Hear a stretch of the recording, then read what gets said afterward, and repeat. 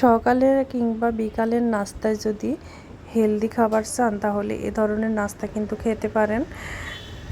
আর আজকে আমি তৈরি করেছি এখানে আলু ডিমের একটা পরোটা। এই পরোটাটা কিন্তু খুবই মজাদার ছিল খেতে। তো আজকে সেই পরোটাটাই শেয়ার করছি আপনাদের সাথে।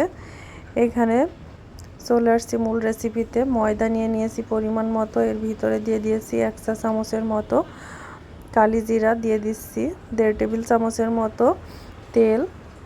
এখন আমি এই যে ডিম পোস্টটা করে নিচ্ছি। ডিমটা আমি পোস্ট করে এখন এর ভিতরে দিয়ে দিলাম হচ্ছে পেঁয়াজ আর কাঁচামরিচ দিয়ে একটু ভেজে তুলে নিলাম। এখানে আমি ডিমটা কিন্তু এরকম ম্যাশ করে নিয়েছি। এখানে আলুটা সিদ্ধ করে রেখেছিলাম, এটাও আমি ভালো করে ম্যাশ করে এখন এই যে সেই পেঁয়াজ মরিচ ভাজা, এর সাথে আমি লবণ ব্যবহার করেছি, দিয়েছি একটু সরিষার তেল। এখন এটা ভালো করে মেখে নেব সবগুলো উপকরণ একসাথে। এমনভাবে মাখতে হবে যেন সবগুলো উপকরণ একসাথে মিশে যায়।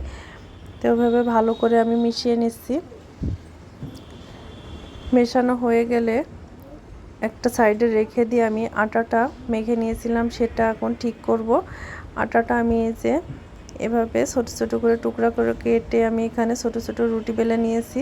এখন মাঝখানে পুরটা দিয়ে আমি এখন এভাবে হাত দিয়ে একটু চেপে চেপে একটা ছোট ছোট শেপ দিয়ে নিচ্ছি। এটা কিন্তু দেখেই বুঝে নিতে হবে কিভাবে করেছি। তো এটা বেলতে যাবেন না, তাহলে কিন্তু ফেটে বের হয়ে যাবে, কারণ আমি আলুর যে পুরটা এটা একটু বেশি পরিমাণে দিয়েছি, যার কারণে আমাকে হাত দিয়ে চেপে চেপেই এটা দিতে হয়েছে, তা না হলে কিন্তু বের হয়ে যাবে সাইড থেকে ফেড়ে।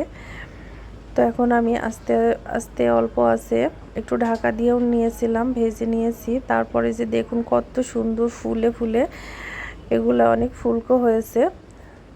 তো এভাবে একটু ভেজে নিতে হবে। তো আমি সবগুলো পরোটাই কিন্তু এভাবে ভেজে নিচ্ছি।